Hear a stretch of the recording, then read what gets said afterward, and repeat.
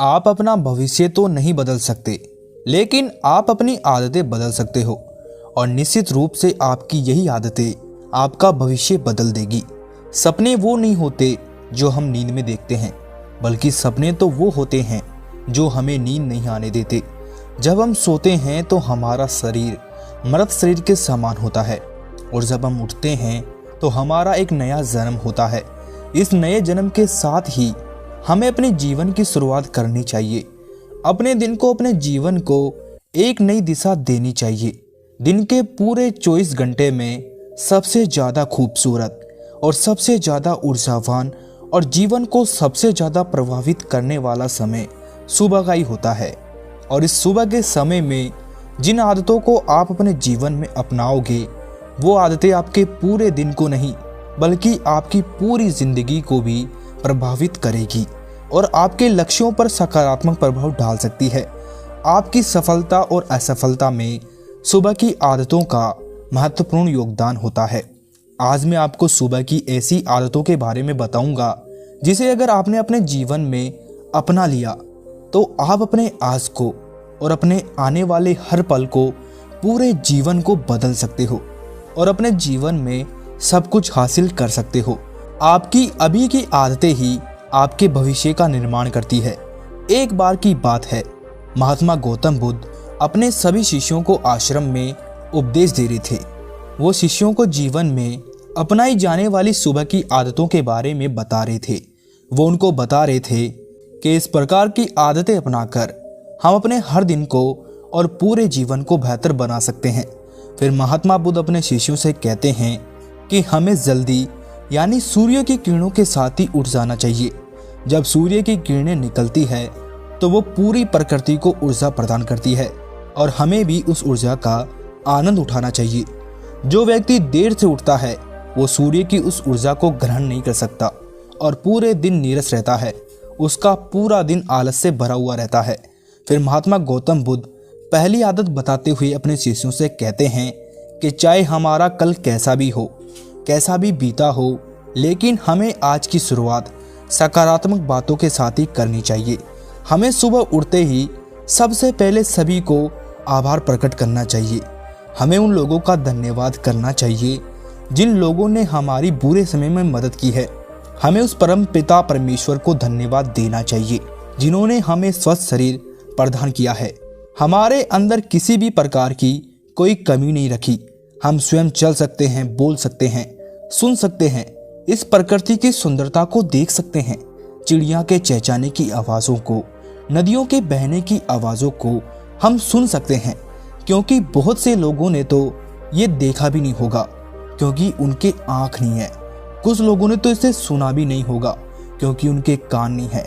बहुत से लोग तो चल भी नहीं पाते क्योंकि उनके पैर नहीं है।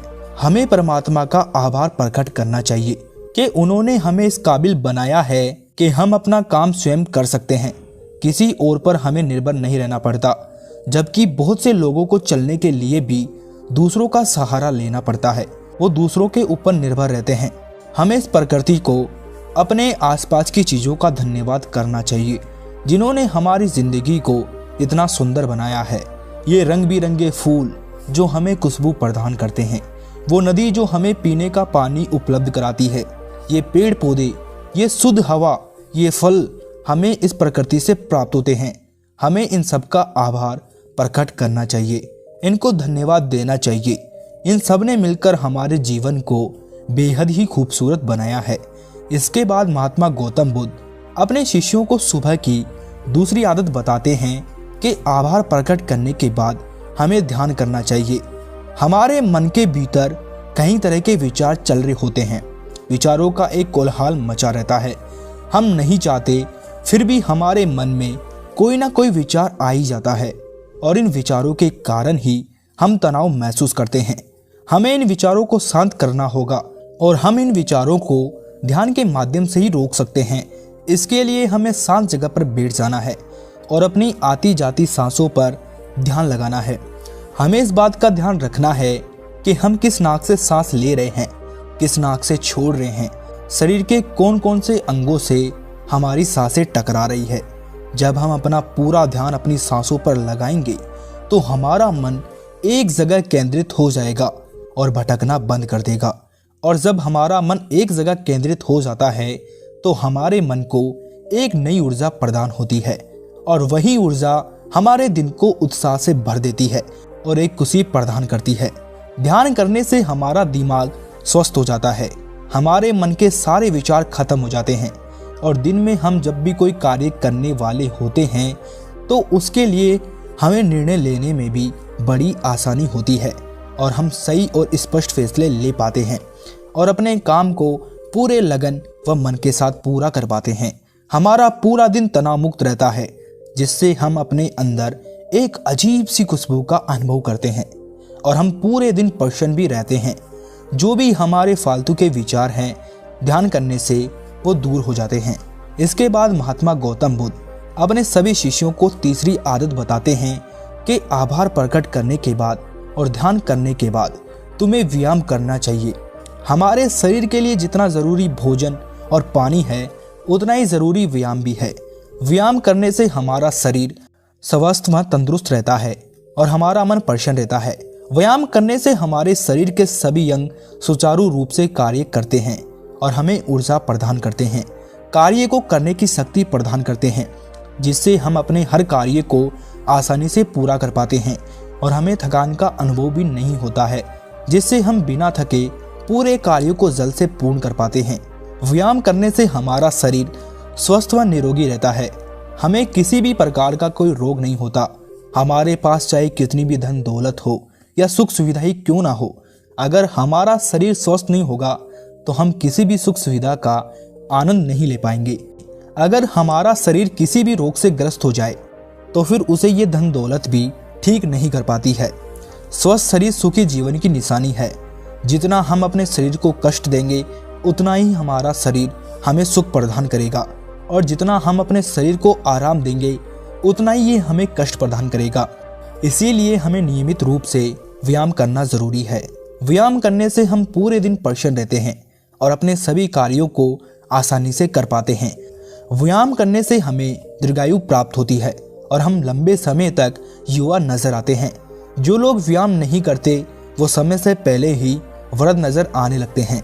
इसके बाद गौतम बुद्ध अपने सभी शिष्यों को सुबह की चौथी आदत बताते हैं कि आभार व्यक्त करने के बाद, ध्यान करने के बाद और फिर व्यायाम करने के बाद तुम्हें एक कागज और एक कलम उठानी है और उस कागज और उस कलम से अपने पूरे दिन की दिनचर्या लिखनी है। अपने सभी कार्यों को लिखना है जो आप उस दिन करोगे और उन सभी कार्यों का समय निर्धारित करें, जिससे आप एक निश्चित समय में अपने सभी कार्यों को पूर्ण कर पाएंगे और आपका कोई भी कार्य नहीं छूटेगा। और एक बात का और ध्यान रखें, आप अपने उन कार्यों में एक ऐसा कार्य लिखें जिसमें तुम किसी व्यक्ति या पशु की निस्वार्थ भावना से मदद करो, जैसे कि किसी गरीब को भोजन खिला दिया, किसी पशु को घास डाल दी या फिर उसे पानी पिला दिया। ऐसा करने से तुम्हें शांति प्राप्त होगी और जब तुम्हारा पूरा दिन खत्म हो जाएगा तो तुम्हें एक अलग ही खुशी का अनुभव होगा कि आज मैंने एक अच्छा कार्य किया है, आज मैंने किसी की निस्वार्थ भाव से मदद की है, आज का दिन मेरा बहुत ही अच्छा था, मेरा कोई भी कार्य नहीं छूटा, मैंने आज का दिन बहुत ही अच्छे से जिया। फिर महात्मा गौतम बुद्ध अपने सभी शिष्यों को सुबह की 5वीं आदत बताते हैं और कहते हैं कि आभार व्यक्त करने के बाद, ध्यान करने के बाद, व्यायाम करने के बाद और अपने विचारों को कागज पर लिखने के बाद तुम्हें कोई प्रेरणादायक ग्रंथ पढ़ना चाहिए।